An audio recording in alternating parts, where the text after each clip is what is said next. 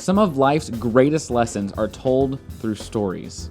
Welcome to the Storytrack Podcast. This is the place where we talk with business owners, entrepreneurs, and community leaders about their story and what keeps them on track.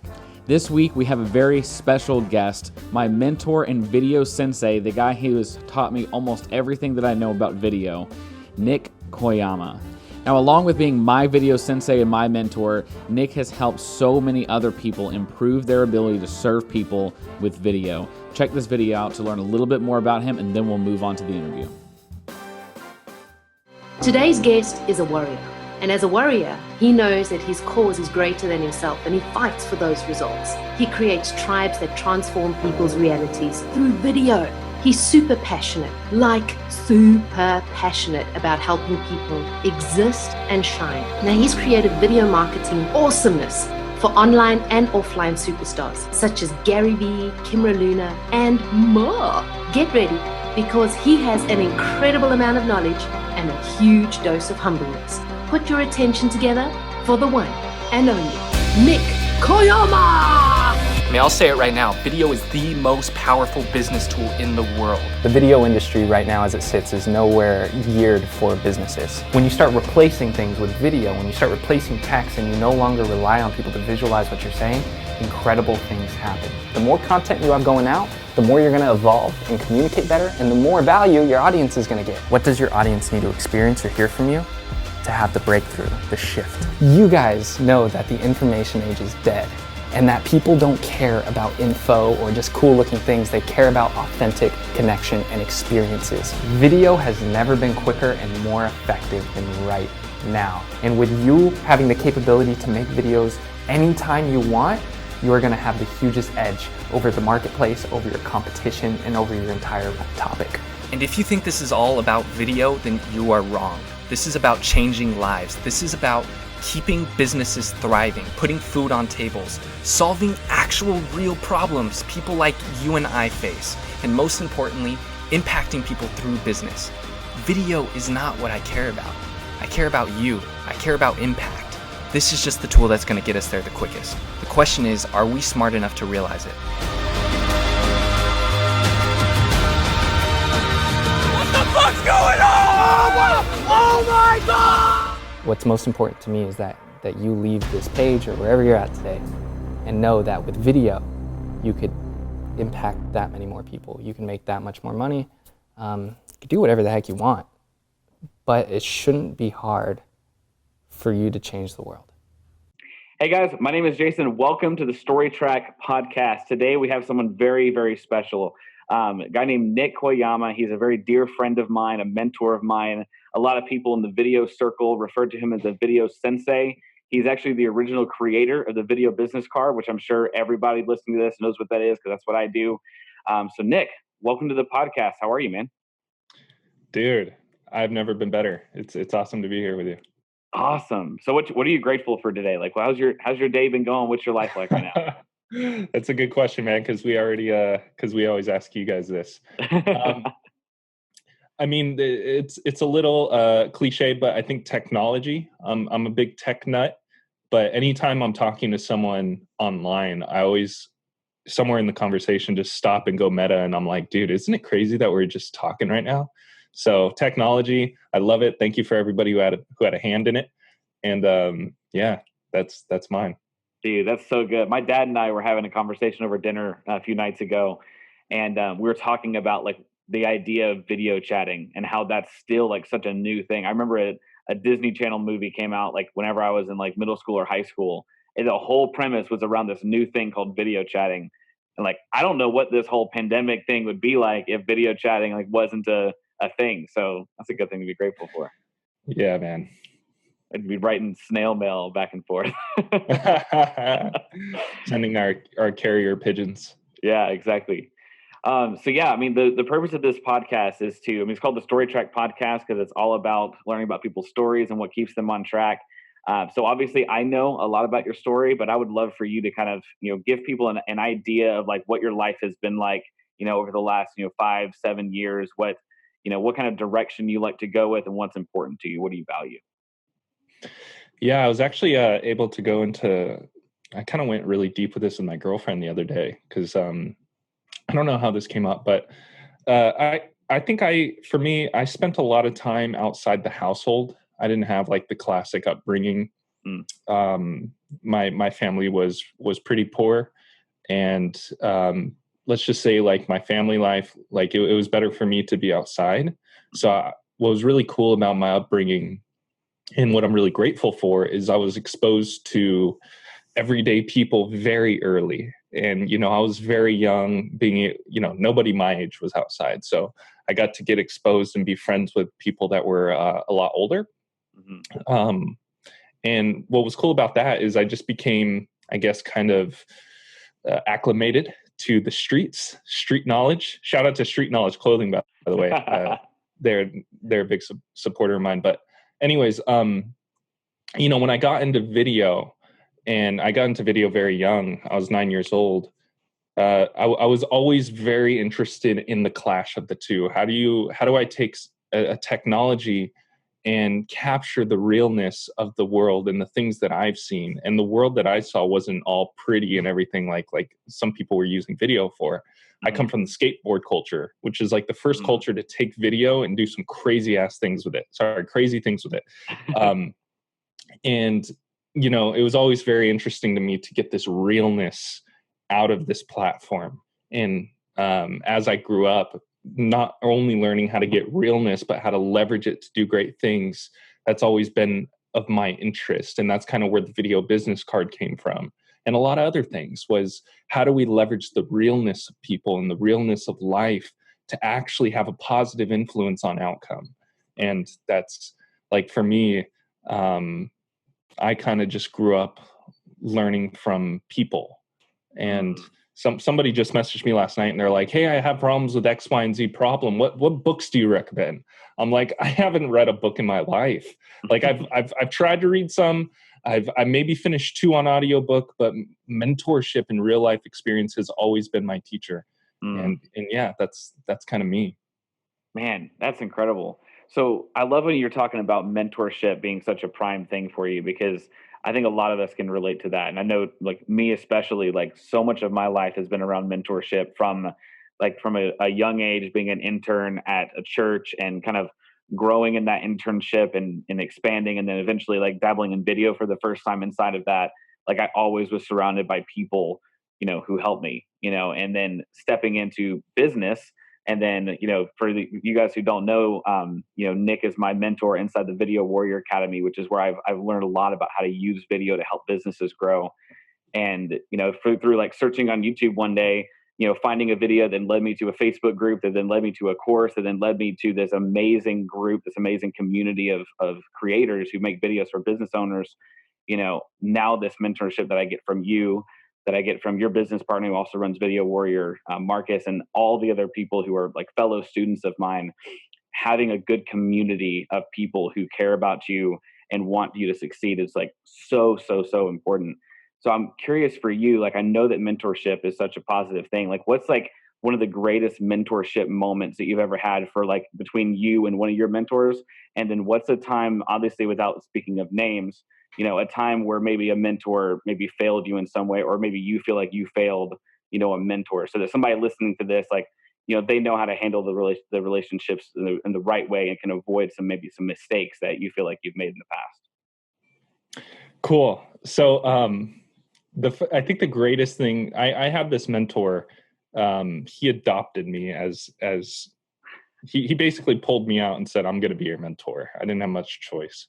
Wow, that's awesome. I really wanted it. I'm not going to say the specifics. I think I might have told you guys this story, but it means so much to me, and it really did change so many things. He was the owner of a big company. It was an e-commerce company. It did about, it was like a $50 million company. They were on Shark Tank, all these things. And I remember reaching out one-on-one and wanting to help this guy. And after 3 or 4 reach outs, I finally got to him. So anyways, he takes me under his wing. He sends me to Vegas. He sends me to Hawaii. And one day I decided I'm going to pitch him my big idea, right? I'm going to pitch him this big idea. So I wrote this email, I reread it and I sent it. And I forgot, I think it was pretty right away, he messages back, maybe the next day, he messages back and says, "This email is too long. I'm not reading this. Do better next time. Come up with a new idea." And he sends it. And holy crap, did I ever get, because, you know, sometimes you can get a piece of advice, but it's like where your mindset is in that moment that you receive that advice, that's really what makes that advice activated. This couldn't have been a better time to teach me the lesson of being clear and direct. I think there's a famous letter. I think it was like Abe Lincoln or someone who says, sorry, this letter is so long. I didn't have time to make it shorter. And that always meant a lot to me, that we as people, and especially in the business community, need to learn how to communicate our messages very clearly and very short to each other, because we need to be efficient in business operations, but also to the customer, because they're not, you know, they have short attention spans. So like clear, quick communication is so good. And I know that's probably not what you're expecting for like the best mentor moment, but really that email changed my life. And I'm so grateful that I was never able to get this idea off because it wasn't packaged in the right way. Yeah. So that was big for me. Where I let my mentor down, I'm actually, and I don't mean to come off, I guess, you can't let a mentor down. You know, they can let you down. Like for me, there's been plenty of times where my mentors have challenged me to do something and I didn't do it that well. But there's no rules in life where you don't keep going and going and going, especially in entrepreneurship. I mean, I believe entrepreneurship is the key and always has been the key and always will be the key to human evolution. You know, we create, we innovate, we inspire, we give hope, we lead. So it's like, I can't nail down a moment where I really feel like I let somebody down. I've really failed. But my mentors have always been good enough to say, okay, you failed. Let's analyze. Let's get better. We're glad we did that. So I don't know. I was mentored out of that way of thinking of like, I failed somebody, because there's always, as long as your character stays intact and you don't just blow somebody off, there's always a chance to learn. That's great. And that goes back to what you're talking about with communication too. Like I think the only way you'd really fail someone is if you just completely ghosted a mentor who's been, you know, pouring into you and just didn't say anything. But as long as you own your mistakes and you do your best to, you know, correct any kind of a mistake, then, you know, then you're good. And kind of back to what you're saying about that, you know, that one email that you got, I love to like the, you know, I don't know if it's irony or coincidence or whatever it is. I don't know the difference between those two, but how he, you know, he used great, short, candid, clear communication to teach you a valuable lesson about candid, clear, short communication, which is good. I think it's really easy to use way too many words and think that you've got to go and over elaborate. And I know I do that, which is why sometimes, like, you know, the first few episodes of this podcast involve talking longer than me too. Short communication is very important. That's great. Yeah, man. Yeah. So what would you tell somebody, like, you know, we talked a lot about community. We talked a lot about mentorship. You know, how do you get to that level where, like, how would you find mentors throughout your life? Like, how have you been able to place yourself inside of communities or create communities, you know, that really benefit you and benefit the people around you? Yeah. So this is pretty, I guess, simple.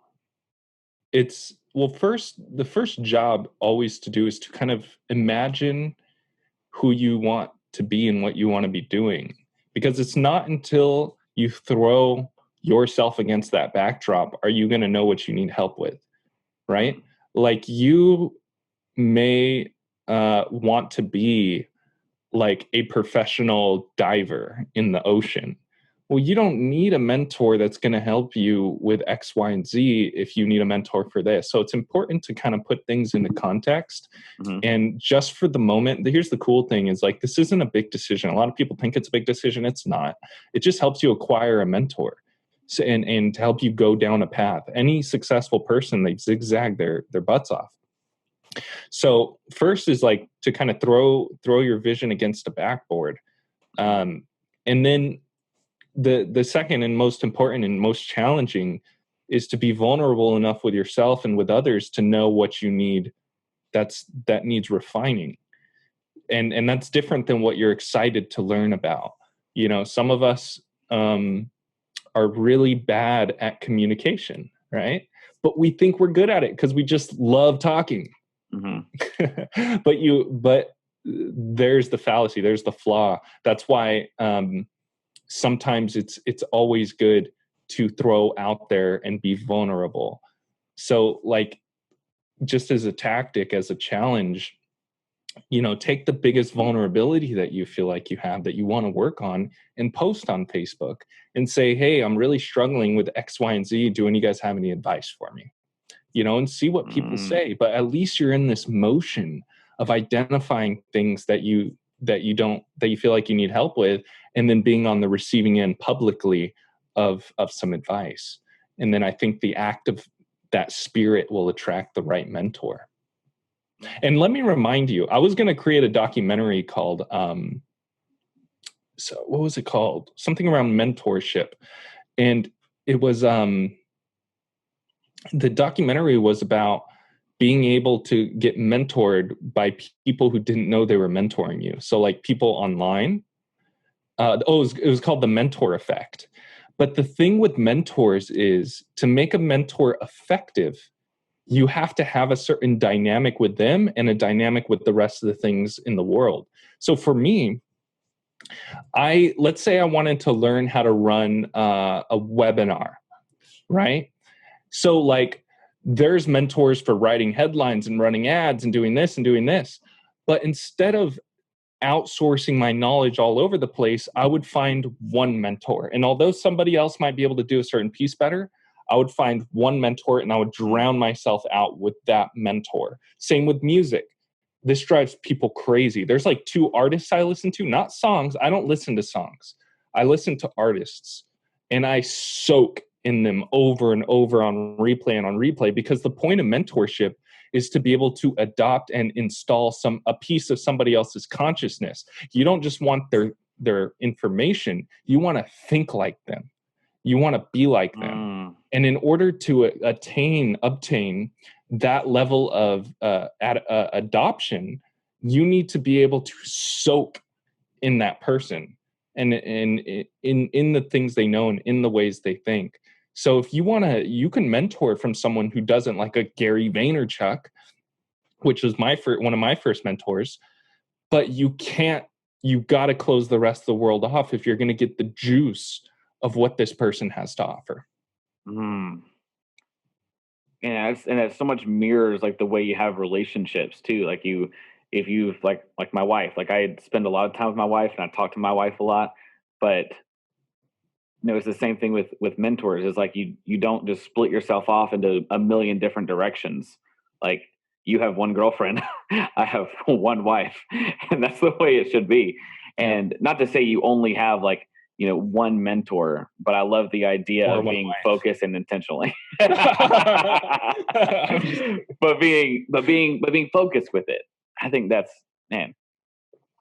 really cool. Yeah, I've never most thought of it that way. Don't have any like high level mentors, and they're just shotgunning information from all over the place. And you got to be careful. Mm-hmm. You have to be careful. The only thing that's going to save your butt by doing that is just tremendous amounts of action, because now you're adopting life and experience as your mentor, which is the best mentor. But it's like you have to be extremely quick with your action. And you have to be very honest with yourself. You have to be your own mentor about what you're doing, and you have to take lots of steps back.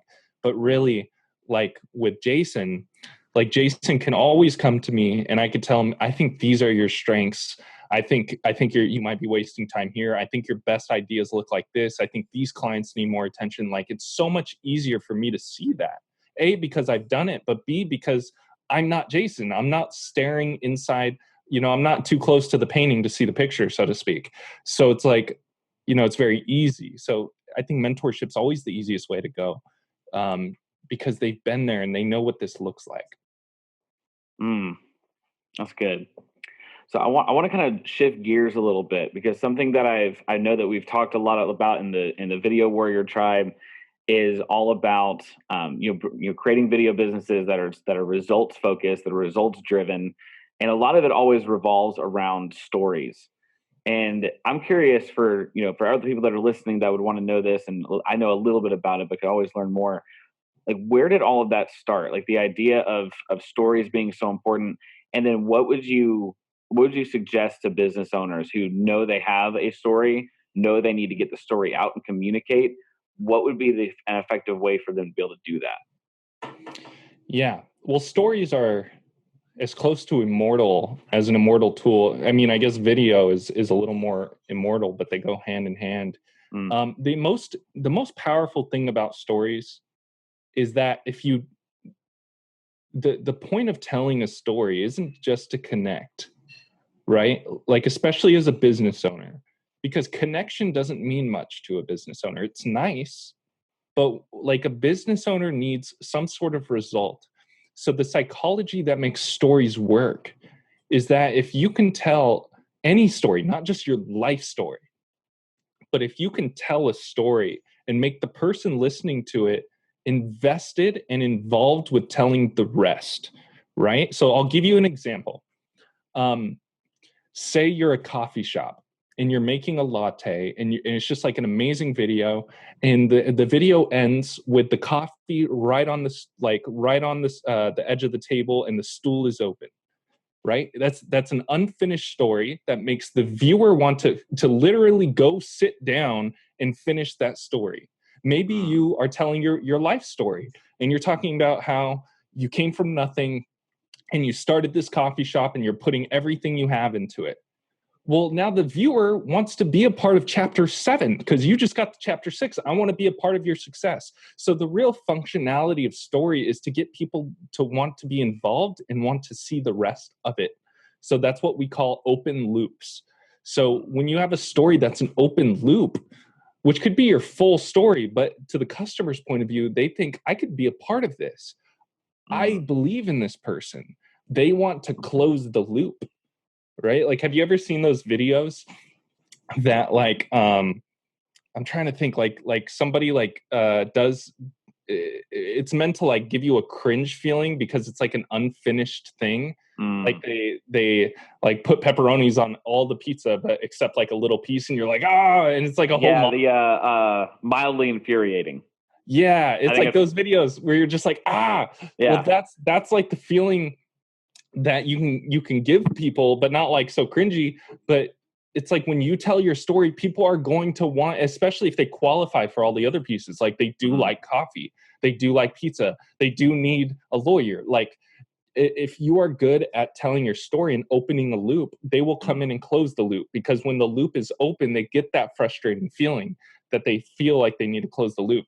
So for me, story is a very broad term, and I don't use it as much because it can mean so many things. But I think the most important thing for us business owners and leaders to understand is that we need to be able to tell a story that insinuates people to come finish and write the rest with us. I love that. Like, it invites people to just step into your world. And it's not like you're demanding that they do it, or they say that they have to, but it's like, hey, this is an open invitation. So anybody that joins, anybody that steps into the coffee shop, it's like, hey, like, I feel like I was invited, like I'm supposed to be here. Like, this is like exactly what I'm supposed to be. Yeah. Why do you think superstars gain so much momentum? It's because like they're public figures. They're highly famous. They got tons of people following them. That's a story. And people, like, if they could just have the chance to lock eyes with them in a concert, if they could just have that comma inside a huge biblical sized book, like, that would mean something to the fan. If they get invited backstage, that's huge. Not just because they get to experience that person, but because they become a part of the story, right? Yeah. So it's like the more that we learn, not just our stories and how to tell it, but the psychology of storytelling, and we learn to open ourselves up, be vulnerable, and allow other people to be a part of it and to let them know that we want you as characters and superheroes as a part of our story, that's huge. And you know a lot about this, Jason, but making the customers the superheroes, right? Making them the center of our story. That is what will call them into the biggest action within the story itself. Yeah, I was talking with a client of mine the other day, and I won't mention the name because we haven't made the video yet. I don't want to spoil it, but it's a client has a high ticket service that they offer, and we were talking about this book that you recommended to me a while ago. A guy that doesn't read books recommended me a book, the Story Brand book, the Building Your Store Brand, whatever it's called, by Donald Miller. And inside of that book, it talks about how we want. How it's better to be like the Yoda, to be the guide, and then allow your customer to then be the hero. And that's exactly what we're building for her, because what her service is something that assists other large companies to be able to do what they do. So we're creating a piece of content for them. We're creating a video business card that really helps their customer to understand, like, hey, you're the hero, and we're here just to help you get from A to Z. We're here to help you just get to your next step. We give you the particular tool that they offer, so that then they can go and, they can be the hero and do the thing that they're supposed to do. That's how it's done. Well, Nik, I think we're coming up on the end of our time, but man, thank you so much for taking time out of your day to be here. This has been the 5th podcast, and I'm like absolutely loving it. Like I told you before we hopped on the call, conversations like this fuel my soul. So I appreciate you as a friend, as a mentor, as a guide, as a helper, as a video sensei. So just thanks so much for your time today, man. I appreciate it. No worries. Thank you for having me, man. All right. See ya. All right, everybody, thank you so much for watching this episode of the Storytrack Podcast. Tune in next week as we interview Ramsey Kyle, really interesting guy with a really interesting story. Tune in next week. If you want to support us, please leave us a review and share it with someone that you care about. Thanks so much for watching this episode of the Storytrack Podcast. We'll see you next week.